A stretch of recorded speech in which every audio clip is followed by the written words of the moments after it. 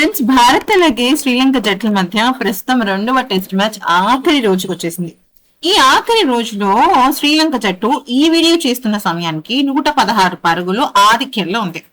అయితే ఇప్పుడు కనుక మన భారత జట్టు తొందరగా వికెట్లు తీసి ఆ ఒక్క టార్గెట్ ని కనుక చేసేసింది అంటే మాత్రం మన భారత జట్టు అద్భుతమైన గెలుపు సాధించి ఇక సూపర్ డూపర్ గా WTC ఫైనల్ రేస్ లో నిలదొక్కుంటుంది. ఎందుకంటే ఇక్కడ మీరు చూసినట్టయితే ఫస్ట్ టెస్ట్ మ్యాచ్ గెలిచిన తర్వాత మన భారత జట్టు 53.3కి వెళ్ళింది అనమాట. ఒకవేళ కనుక ఈ టెస్ట్ మ్యాచ్ కూడా భారత జట్టు గెలిచి ఎటువంటి డిమెరిట్ పాయింట్స్ లాంటివి కనుక ఏమీ లేకపోతే ఖచ్చితంగా 56 కి వెళ్తుంది. అంటే 4th స్థానంలోకి వస్తుంది. ఎందుకంటే బంగ్లాదేశ్ 55 తోనే ఉంది కాబట్టి.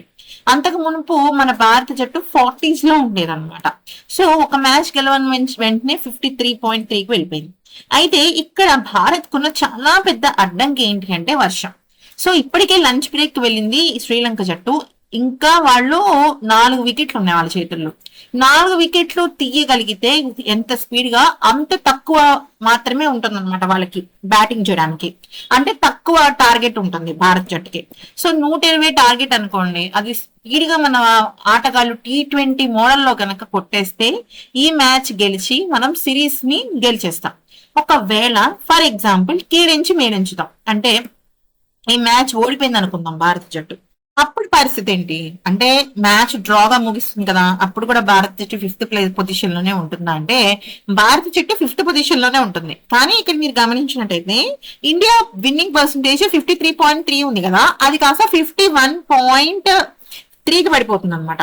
సో అలాగా ఆ లెక్కన భారత జట్టు కొద్దిగా వెనకబడుతుంది. మరి అలాంటప్పుడు మరి ఫైనల్ రేస్ లోకి వెళ్ళడం కష్టమా అని కనుక అడిగితే ఇక్కడ మెయిన్ పాయింట్ ఏంటి అంటే ఈ సిరీస్ తర్వాత నవంబర్ లో న్యూజిలాండ్ తో 2 టెస్ట్ సిరీస్, ఆ తర్వాత ఆస్ట్రేలియాతో 5 టెస్ట్ మ్యాచ్ల సిరీస్ ఆడబోతోంది. అంటే టోటల్లీ 7 మ్యాచ్లు ఉన్నాయన్నమాట. సో 7 మ్యాచ్ల ప్రకారం అంటే 8 టెస్ట్ మ్యాచెస్ లో ఒకటి ఇప్పుడు శ్రీలంకతో జరిగిన మ్యాచ్ కనుక ఓడిపోతే మిగతా 7కి 7 గెలవాలి.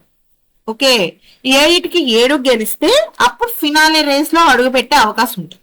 ఒకవేళ ఫర్ ఎగ్జాంపుల్ ఇప్పుడు శ్రీలంకతో 2వ టెస్ట్ మ్యాచ్ గెలిచేసింది అనుకుందాం.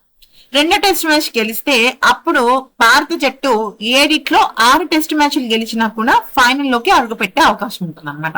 సో ఇంకా మన భారత జట్టు ఫైనల్ రేస్ లో ఇంకా నిలిచే ఉంది.